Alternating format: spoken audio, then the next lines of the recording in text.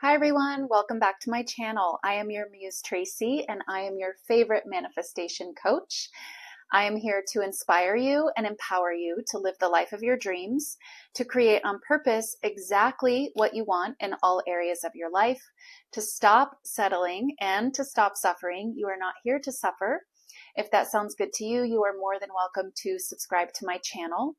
I offer one-on-one coaching, and in my coaching program, we take a deep dive into your belief system, into your subconscious programming, and we do the work to change the programming that is the source of, masking, covering up your true nature. I take you through the process of cleaning up your programming, integrating the creator belief system, very important, releasing stored emotions from the past, as well as teaching you how to honor and process your emotions on an ongoing basis, as well as much, much more.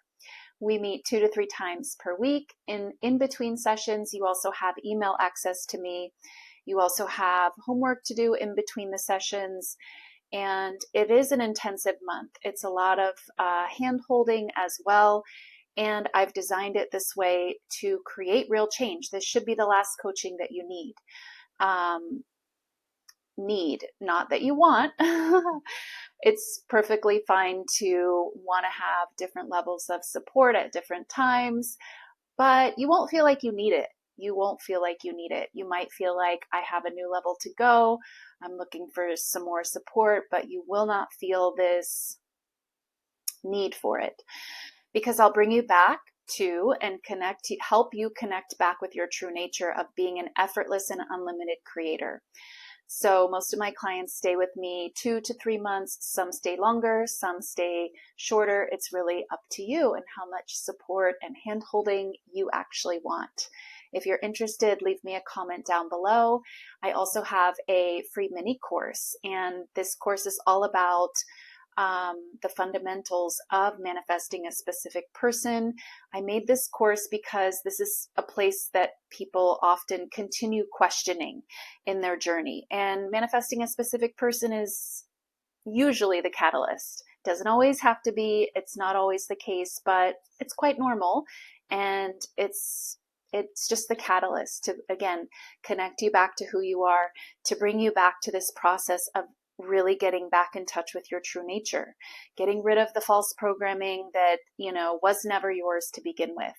So anyway, you can check out the free mini course. It's in the description down below, also on my website. So check it out if you're still questioning those types of things. And let's get into the video.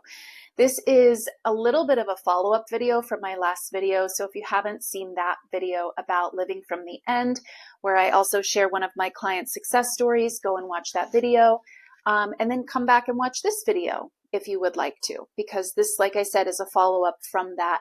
And it's, people sent me questions about that video regarding this topic that I'm going to get into. And it's also something that I am almost always asked in my one-on-one sessions. Like almost everybody asks about this. So yeah, good thing to make a video on. So the topic here is messing with the middle. And I will also tell you that I was confused about this very thing at one point in my journey. So it's not super clear, and maybe there's misinformation about what this is circling around somewhere. And so let's clear it up. Let's get to the bottom of what this really is. Messing with the middle. First, I'll tell you what it is not.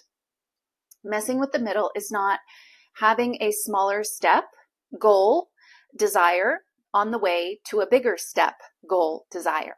For example, if you're manifesting commitment with your specific person and you focus on communication, you are not messing with the middle.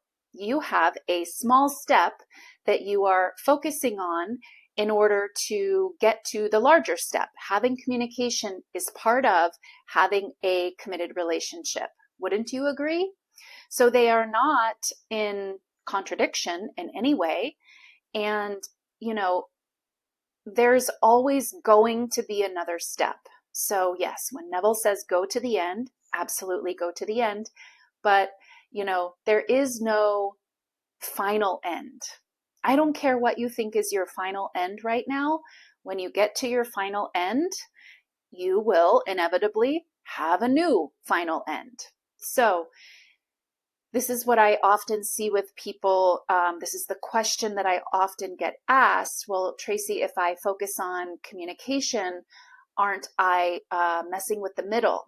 Am I forcing things? No, none of this is what you're doing. You're focusing on an end. Communication is an end. Every goal, every desire is an end.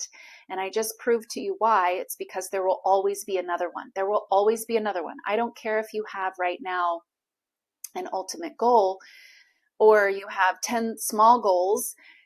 Every goal is an end.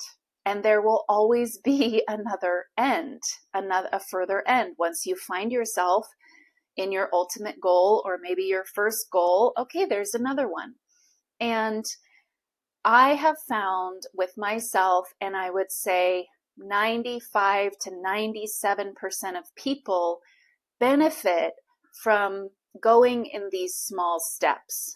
Every now and then there is truly a person that the smaller steps are challenging for whatever reason. And going to the end is the solution for them. Again, this is rare. I don't want you guys to think like, oh, that's me. Maybe it is, but maybe it also isn't. What I find with most people is the smaller steps allow them to build momentum and accelerate on their journey. If you do it right, this is what it allows. You build momentum, you build confidence, you build trust, you build faith, you build momentum, and you're able to more easily get to your bigger end. But still, nonetheless, there will always be another bigger end, okay?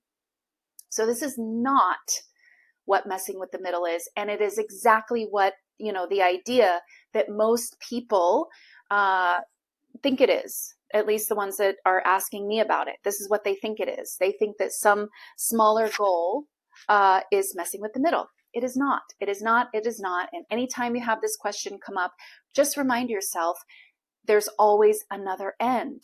Whether you know about that end right now or not, there's always going to be another end. Because when you get to whatever your ultimate end is right now, you're not done. You're going to develop new desires. That's the way it works, thankfully. Otherwise, we would be very bored. We would be very lackluster if we got to our goal and then we're just like, okay, there's nothing left for me. So thankfully, that's not how it works. We continuously have new evolving goals and desires and dreams and aspirations. It's a wonderful thing.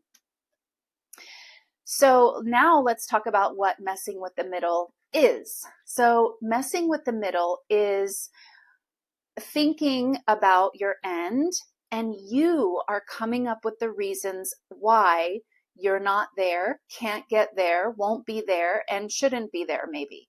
Any contradictions that you have when you're thinking about your end, this is what messing with the middle is.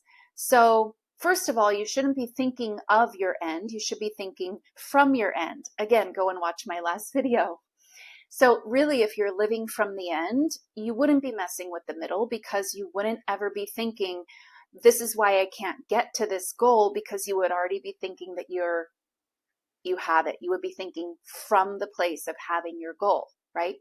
So if you're living from the end correctly, messing with the middle, it's like a non-issue. You can just throw it out, throw it out of your questions, out of your doubts, and just say, yeah, that's not what I'm doing ever because I'm living from the end.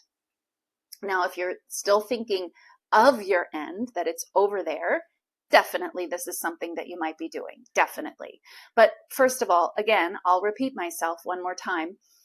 You're living from the end incorrectly. So step number one, live from the end correctly, and then you just won't be messing with the middle because you'll be thinking from your desired end as if you have it now, which is exactly what you should be doing.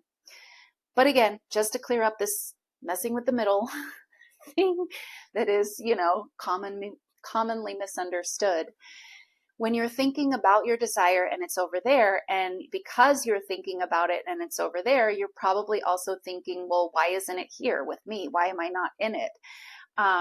And so maybe you start to go and explain to yourself, make up the reasons from what your programming. Yes, from your programming, from past experiences, from your logic. Logic.